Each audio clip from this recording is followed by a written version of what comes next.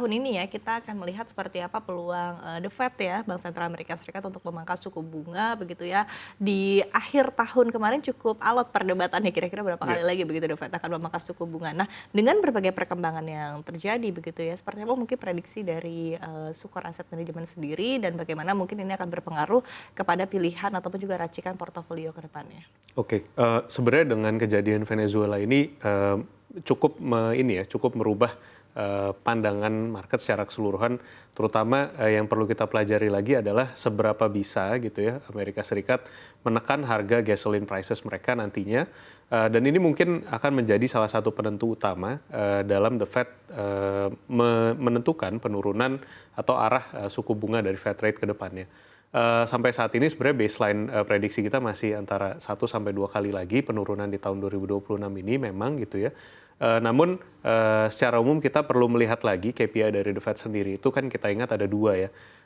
Mungkin saat ini, generally 3 gitu ya secara umum, bank sentral di dunia sekarang, hampir semuanya bertanggung jawab terhadap, pertumbuhan ekonomi dari masing-masing negara gitu ya. Mmm Memang saat ini kan, inflasi di Amerika masih relatif tinggi gitu ya, tapi kalau dilihat yang cukup menarik adalah, saat ini ekspektasi dari inflasi di Amerika itu tergambar dari nowcast mereka itu sebenarnya sudah turun cukup signifikan gitu ya. Mungkin ini juga di-drive salah satunya oleh gasoline prices yang di Desember kemarin turun, kemudian juga inflasi harga rumah yang, terus-menerus turun.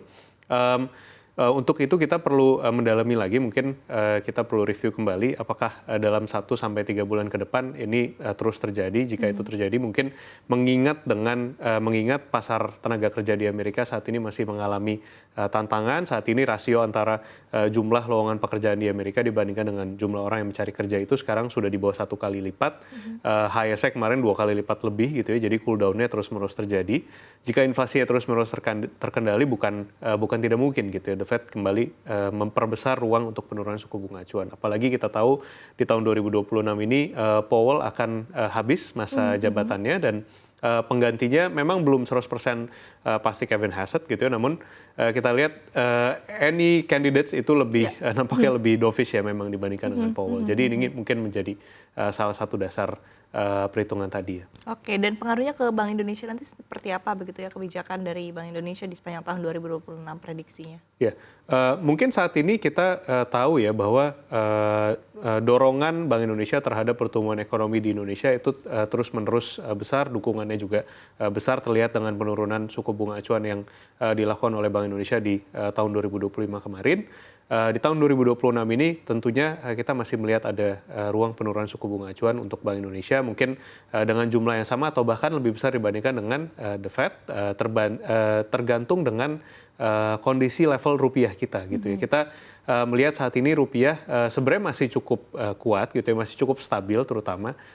Market juga cukup, suka kalau menurut saya, melihat dengan, level stabilitas rupiah kita gitu ya.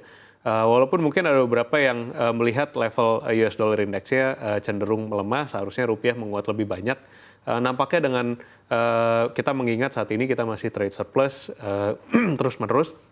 Nampaknya rupiah kita yang tidak terlalu kuat sebenarnya, di sisi lain itu bisa istilahnya memaksimalkan potensi dari, posisi Mhm.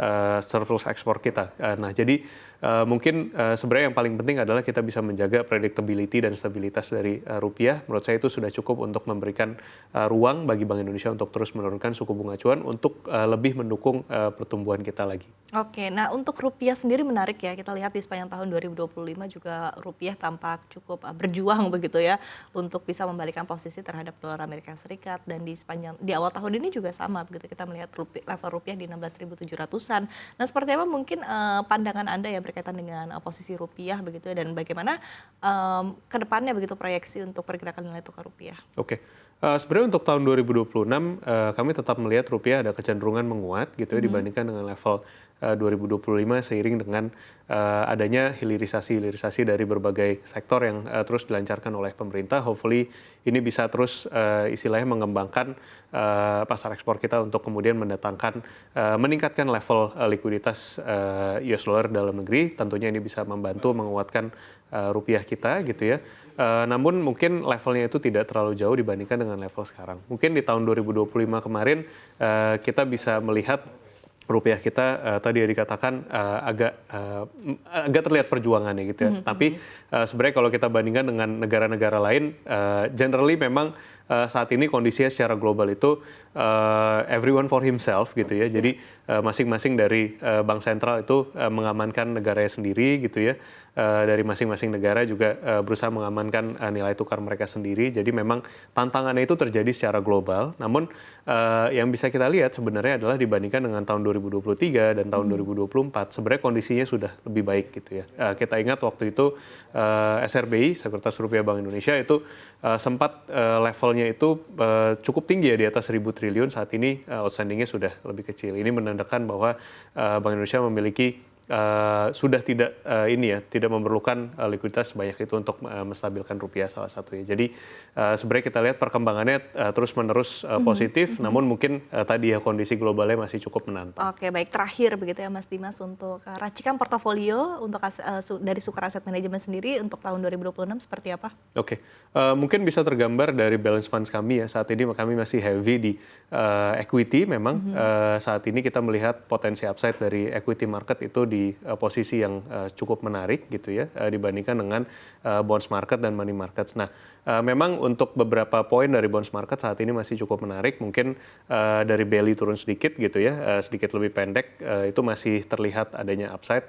Dan kemudian juga untuk tenor panjang beberapa poin juga masih menarik, sehingga kita masih mengalokasikan cukup besar. Mungkin saat ini posisi cash-nya tidak perlu terlalu tinggi gitu ya, tapi jangan nggak ada juga, karena kita tahu saat ini geopolitics masih cukup unstable, sehingga kalau misalnya ada kondisi yang memerlukan istilahnya kita perlu capitalize on correction, kita punya porsi liquidity juga. Oke, baik.